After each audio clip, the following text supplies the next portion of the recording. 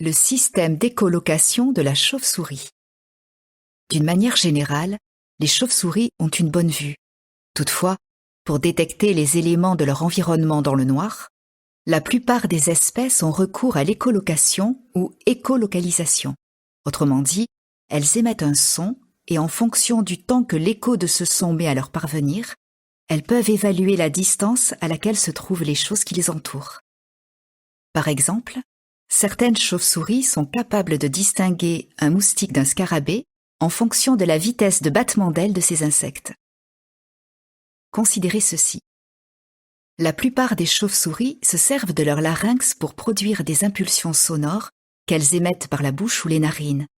Quand les ondes sonores ricochent sur des objets, elles en détectent l'écho grâce à leurs grandes oreilles. Cet écho leur permet de se créer une image mentale 3D de leur environnement. Une chauve-souris est ainsi capable de déterminer où, à quelle hauteur et à quelle distance se situe un objet, même dans une cacophonie d'impulsions sonores émises par d'autres chauves-souris.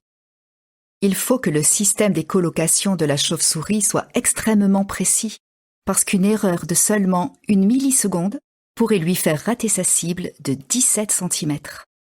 D'après des chercheurs, une précision supérieure à 1 milliseconde semble impossible. Pourtant, des expériences indiquent que les chauves-souris sont capables de mesurer le temps écoulé entre l'émission d'un son et son écho avec une précision de 10 nanosecondes ou 10 milliardièmes de seconde. Cela leur permet d'évaluer des distances au millimètre près, voire moins. Des chercheurs ont conçu une canne électronique qui fait appel à l'écholocation pour aider les aveugles à visualiser leur environnement et ainsi à éviter les obstacles, y compris des obstacles à hauteur d'homme, comme des branches d'arbres. En anglais, cette canne a été baptisée bat cane, le mot bat signifiant chauve-souris. La note ajoute, en français, certains l'appellent ultra-canne. Fin de la note.